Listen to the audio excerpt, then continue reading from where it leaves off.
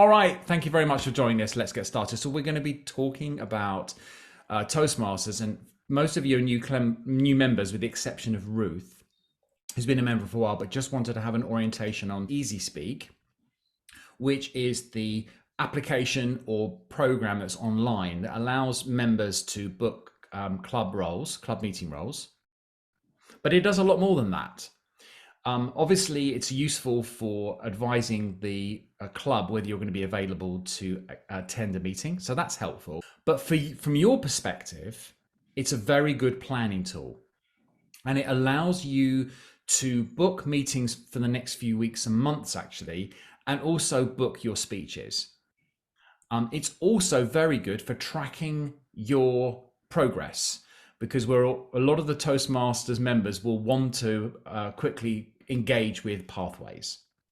And Pathways is the learning program. So if you've bought the ticket, you have also bought the whole Pathways program.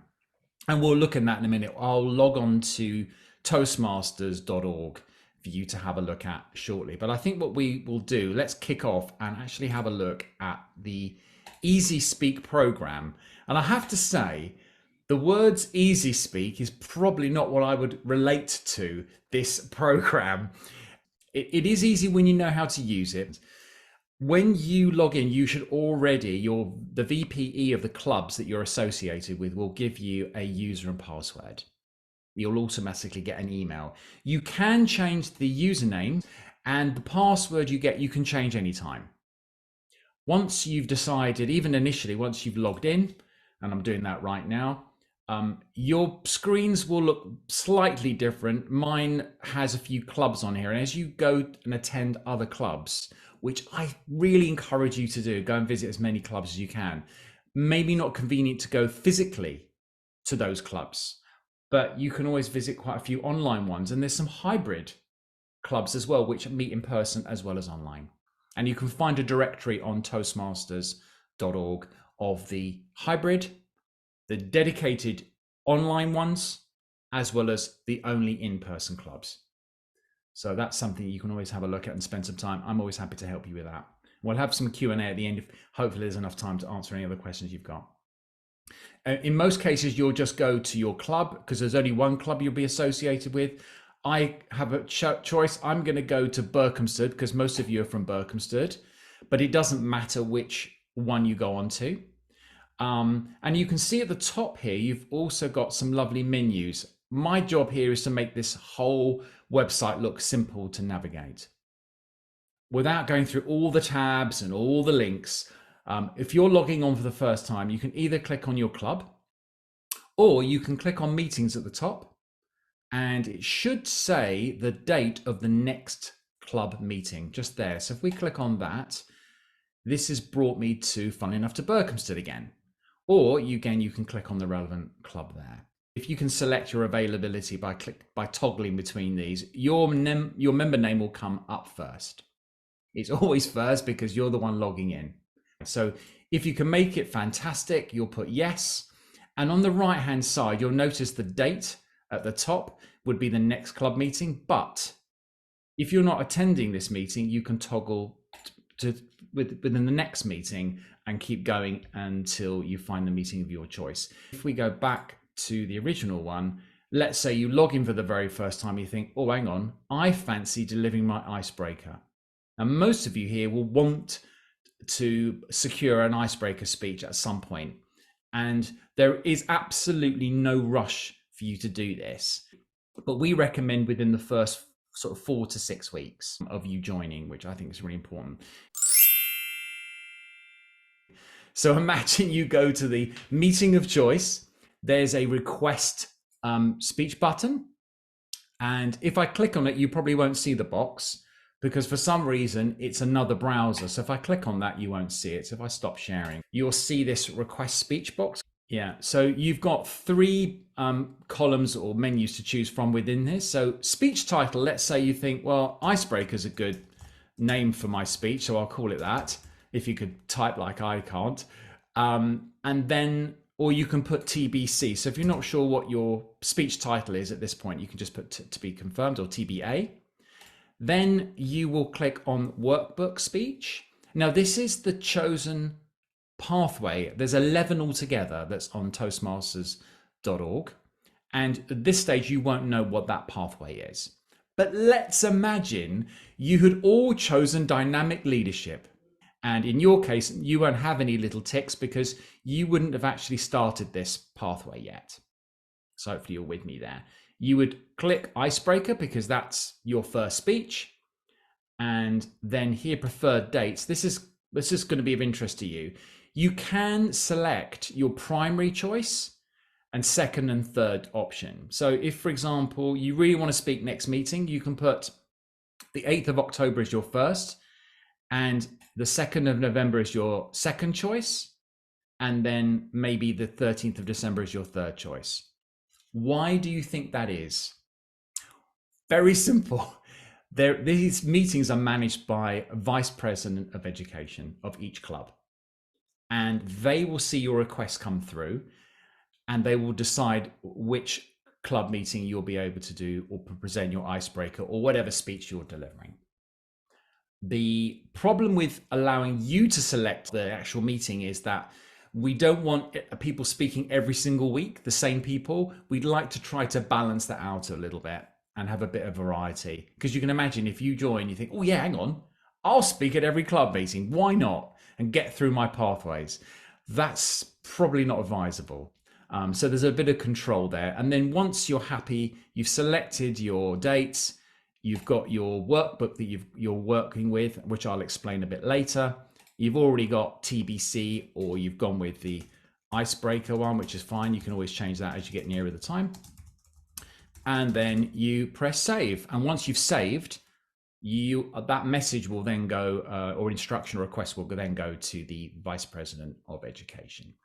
Great. Can I just ask a question on that? Yeah, of course. So if you put your preferences, the first, ideally the next week or the following when does that get decided, and how much notice do you then have that if you submitted this today? Yeah, I guess it's as quickly as somebody gets to it and has a look at it and thinks about it. But is that likely to be sort of the day before, or? that's a really good question. What should happen and what will happen could be different. But what should happen is the Vice President of Education in each of the respective club, will appoint this within a matter of day or two. The reason for that is, as you said quite rightly, Matt, you kind of want a bit of notice. You don't want to be told the day before or even on the day that actually you are going to be speaking when you weren't quite sure. What you can do, which is what you alluded to, you can log in at any time and then you can see that your speech has been allocated. Okay. You can do that anytime. So if we close that out and we're back in the room again. I mean, EasySpeak was designed by somebody in England and it's starting to be used in other parts of the world. So it's a UK-based application.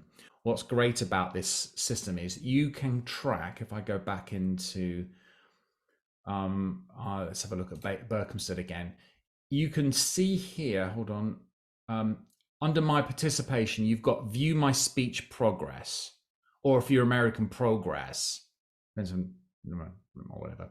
So if you click on that, you'll be able to look down here, and it looks a bit confusing, but the actual pathway you've chosen will have a start date and when you last spoke from that particular path. I've obviously had a few here because I've been a member for nearly 12 years, which is sad, but I'm loving every minute of it. So what do I care? So every particular project that I've done, you'll have, again, I stress just one, so less confusing. And can you see here, there's loads of little ticks along. You've got 5 different levels within pathways. So if you choose dynamic leadership, which I'm using as an example, there's 5 different levels. The first level usually has 5 speeches. It used to be 4, so they've changed it back in, I think it was the spring of 2022, so just a few months ago. And as you go through, there's less and less projects, but their projects do change. And again, I think for the sake of this video, I'm not going to go for too much depth on that. Your mentor can do that for you. But what's nice is you can just do a quick snapshot as to where you are currently with your particular pathway. What else can I show you about this? Obviously, you can link and connect with other clubs. and then asked to go to join and participate in those club meetings. There's no guarantee that you can speak at those other clubs, but you should be able to have a meeting role. And I'd always recommend communicating with the respective club. There's usually a contact. You can do it through EasySpeak here, or you can do it through Toastmasters.org and contact them. Always a good idea before just turning up, and that way they can allocate it. What else can I show you? You can see this is the admin side of it. This is the London Club, which Dorata is a member of. This is the next meeting. I manage this, so you won't see the back end of this, whereas I can control this. What you'll end up seeing on the day, if I click on a meeting agenda, it will look a bit like this. This is the beige agenda. Once it's all full, every role will have allocated a member to it, which is quite interesting, or not maybe, depends how you look at it. So that is that. But essentially, once you log in, you can, if I go back into Berkhamsted again, if you click on the next meeting, you can select the role you're going to be. Again, you'd confirm your availability, and there should be very much like this, where you've got the little thumbs up sign. So if you want to take a role, my recommendation is don't take an evaluator role yet. I would go with a more straightforward, less stressful, less complex roles, which will be timer, which is that one there here, sergeant at arms, which is literally introducing the meeting and bringing the meeting to order. And the other one I would look at if you're starting out with a club and you want to ease into it would be the grammarian role. Some clubs have an R counter as well. Not all of them do. I'll very briefly cover that. The grammarian has the word of the day, and that's encouraging members to use an interesting word. They'll explain what that is. And the grammarian will listen out for interesting language and use of language, as well as give critical feedback for those misuse words or phrases. The R counter, probably the easier of them all, is literally listening for the filler words, the ums, the ahs, the you knows, so's, and repeater words, that kind of thing. So my recommendation is if you're going to put in reserve some club meeting roles, I would start there first. You've paid for membership, you might as well at least get on the bandwagon and get started there. Sorry to interrupt. I saw you hovering on those the grammarian things there. No, on the word. Does it send you a link to where like a description of the role? Let's have a look and see where it goes. Yes, it is on there. Okay, well, fab. Okay, I wish I'd known that about a year ago. I've just been googling it. I've tried to look everywhere else on the EasySpeak and I couldn't find it. So that's really useful. And is this the R counter role? It sort of looks like it could be.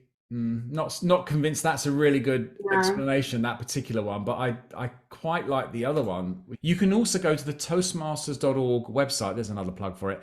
And there are resources there that will give an explanation for each and every club meeting role, which is also good. But that's well spotted. What about the sergeant at arms? Oh yeah, it's on there. Look. Nice. Okay, that's helpful. Yeah. I'm glad you're here. I can just tell you all the things that I haven't been able to find yet, which is why I'm here. Yeah, I like that. I like that very much. In a lot of ways, a lot of the new members just watch and observe and learn as they go along. But I think if you've got the resources here, as you pointed out, why not use them? I think the speaker speaks for themselves. That's usually working with a sort of basically working to the pathway project that you've chosen. EasySpeak, it's not so easy, but once you know where to go, it's pretty straightforward. Does anybody have any questions on EasySpeak? You can all unmute yourself if you want. It's just an online platform? There's no app or? No. Funnily enough, I don't have my phone with me, but when you log in on your phone and you go in, I think if you log in on your phone, it becomes an app. It changes the view into an app, and the app has a whole different viewing function of the meeting, and it's much more simplified. Yeah, you could use the phone-based version, which will be user-friendly on an iOS or Android, something like that. Yeah. So it's good having you here. Enjoy the rest of your weekend. I'll stay on for a couple more minutes if you've got any questions. Otherwise, we'll see you all very soon. That's great. See you Tuesday. Thanks, everyone. Bye.